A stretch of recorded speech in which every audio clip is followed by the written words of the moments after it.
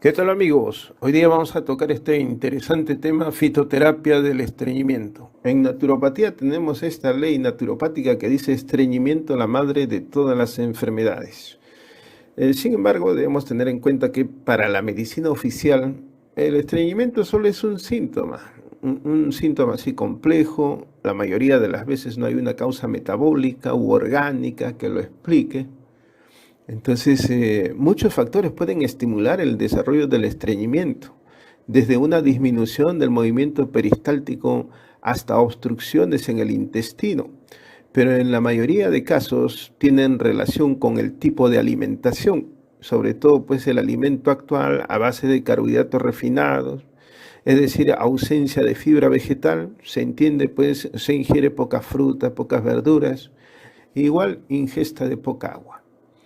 Entonces debemos tener en cuenta pues, sobre todo los carbohidratos refinados, el pan blanco, el fideos, el arroz. En el tubo digestivo hace una masa que parece un engrudo, lógico, tiene adherencia, se pega a las paredes del intestino y hace pues un tránsito lento. Entonces por eso también vamos a manifestar estreñimiento. Seguimos, entonces debemos tener en cuenta, miren esta lámina, estamos anotando un error así grande de lo que es la medicina oficial.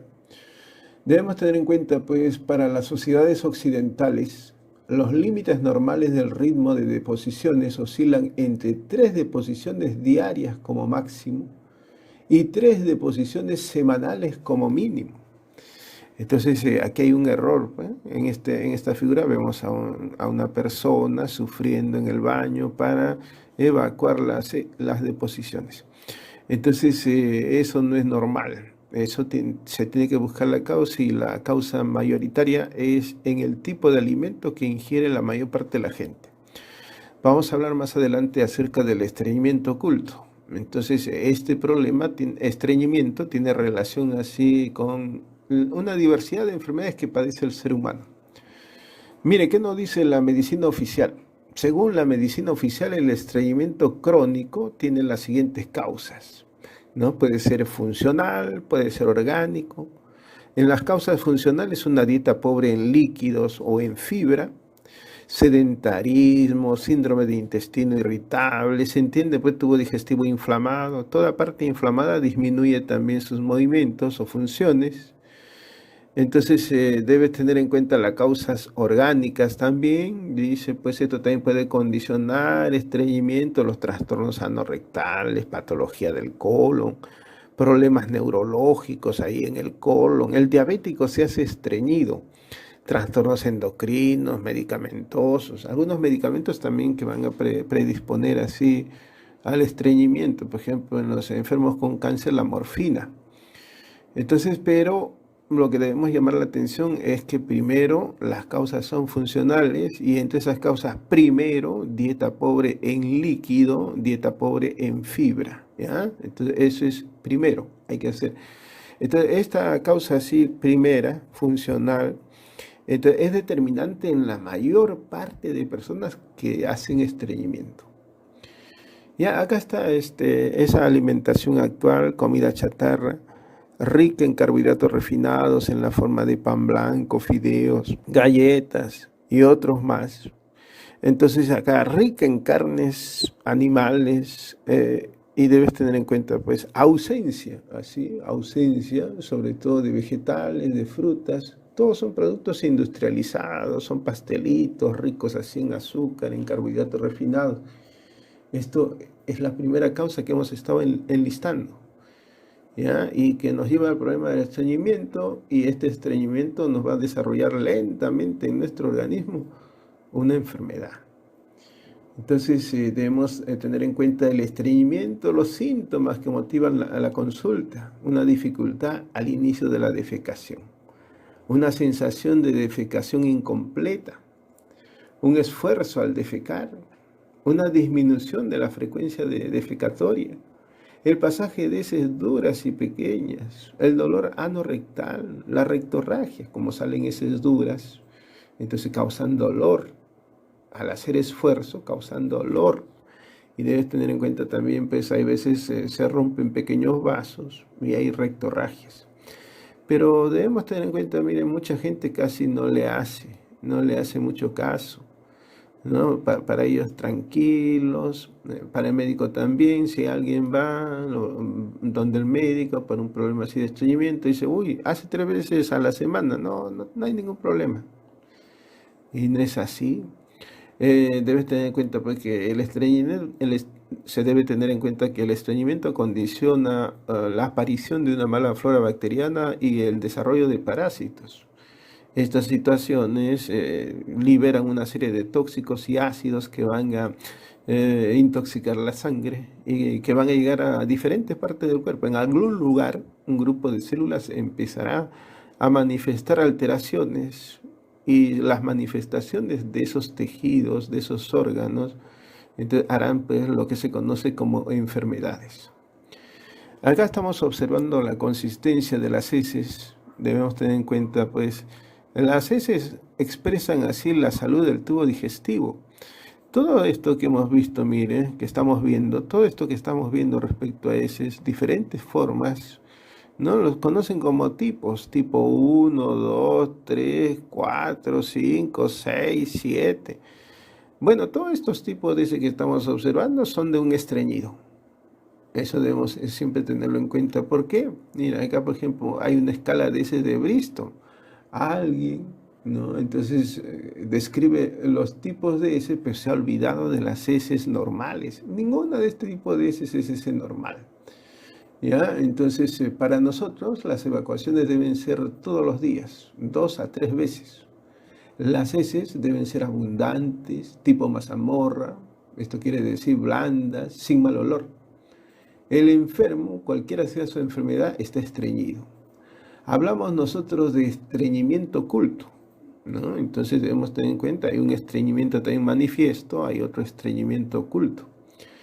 Y vamos a tener en cuenta pues, que en los extremos de la escala se encuentran la diarrea y el estreñimiento. Si las heces vienen en forma de pequeñas bolitas y son dificultosas de evacuar, se conoce como heces caprinas, ¿no? De las cabras, llamado así por parecerse pues, a las heces de las cabras. Estas son las heces tipo 1, se las considera en caso de estreñimiento. Para evitar este problema de estreñimiento es recomendable consumir alimentos ricos en fibra y legumbres, así como hidratarse adecuadamente. Estas son las primeras medidas. Si se realiza actividad física, es importante ingerir los líquidos entonces que se pierden durante el ejercicio. Debemos tener en cuenta, mira, acá tenemos una lámina, estamos observando las heces, ¿no? Y va a tener importancia el color de las heces. Unas heces de color café, todo está bien, es de color normal y se debe tener en cuenta el color obedece a la bilis, ¿ya? Entonces, unas heces de color verde, entonces nos están diciendo pues, que el alimento pasó muy rápido por el intestino delgado y probablemente pues, haya comido demasiadas hortalizas. Unas heces de color amarillo son heces grasosas, fétidas, contienen grasas en exceso porque el cuerpo no las ha absorbido bien y posiblemente pues esta sea una manifestación de una enfermedad celíaca. Heces negras, esto sí hay que tener cuidado, hay una posible hemorragia, entonces una hemorragia digestiva alta, debido seguramente a una úlcera o cáncer o simplemente pues, porque ingirió demasiado hierro. Entonces tiene que irse a evaluar. Unas heces así claras, blanquecinas, color arcilla, esto es anormal. Puede ser que el colédoco esté obstruido, no llega la bilis al intestino, entonces pierde color las heces y salen así blanquecinas. También debemos tener en cuenta pues algunos medicamentos pueden causar que las heces se vean de ese color. Heces rojas o con manchas de sangre, posible síntoma de cáncer. Tiene que ir a una evaluación con el médico inmediatamente. Debemos tener en cuenta pues así el color de las heces es importante, ¿ya? Y acá tenemos una lámina donde estamos observando este problema del estreñimiento que también recibe el nombre de constipación. Acá tenemos el colon ascendente, colon transverso, descendente, colon sigmoideo, el recto. Entonces debemos tener en cuenta pues, que el colon o intestino grueso absorbe el 90% del kilo que llega al ciego, 1.5 a 2 litros por día normalmente. ¿Ya? Entonces el colon derecho todavía tiene heces de consistencia líquida, pero como va a haber esa absorción, el colon izquierdo ya va a tener heces sólidas. El producto residual de la digestión son las heces. Todo alimento que ingresa por el tubo digestivo después de ese proceso de la digestión y ya no es aprovechable, pasa al colon y se convierte en heces. Y este es un 70% en agua. ¿Ya? Entonces debes tener en cuenta que en la porción hacia la izquierda, las heces ya se van solidificando y las evacuaciones deben estar pesando pues entre 100 y 200 gramos. Debes tener en cuenta que el porcentaje restante está dada por residuos procedentes de bacterias, células descamadas, carbohidratos no absorbibles, catabolitos de la bilis y otras glándulas. Debemos tener en cuenta también que en este problema de estreñimiento la motilidad digestiva tiene zonas de tránsito rápido. Entonces, en lo que es el conducto orogástrico, menos de un minuto. En lo que es el intestino delgado, el tránsito es en 1 a 6 horas. Lógico que hay zonas de tránsito lento. Estómago, 1 a 6 horas para atravesar el estómago. Depende pues si el alimento es ligero o es pesado. En el intestino grueso, 24 a 72 horas, dice, nos parece mucho tiempo, entonces 24 horas debe ser.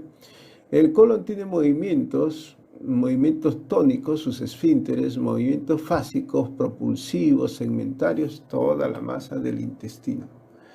Entonces debemos tener en cuenta, mire, en el estreñimiento, el problema de estreñimiento, en el colon el tránsito es muy lento, las materias fecales así transitan lentamente por este intestino grueso. Debemos tener en cuenta, hay mayor absorción de agua en el colon, las heces son duras, son secas, hay disminución en el número de deposiciones.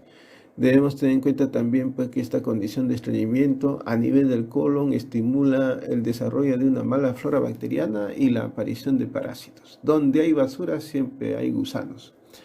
Entonces debemos tener en cuenta, mire, el estreñimiento, para mayor claridad, es un problema crónico. 2 fisiopatologías están condicionando este problema de estreñimiento. Los trastornos del tránsito intestinal y los trastornos de la evacuación. Entonces, algo pasa con ese intestino que ha disminuido su movimiento de tránsito.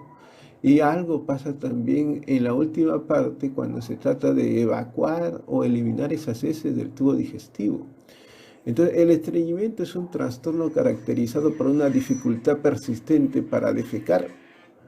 Entonces, el estreñimiento es un trastorno caracterizado por una dificultad persistente para defecar, o en todo caso una sensación de que la defecación es aparentemente incompleta. Tipos de estreñimiento.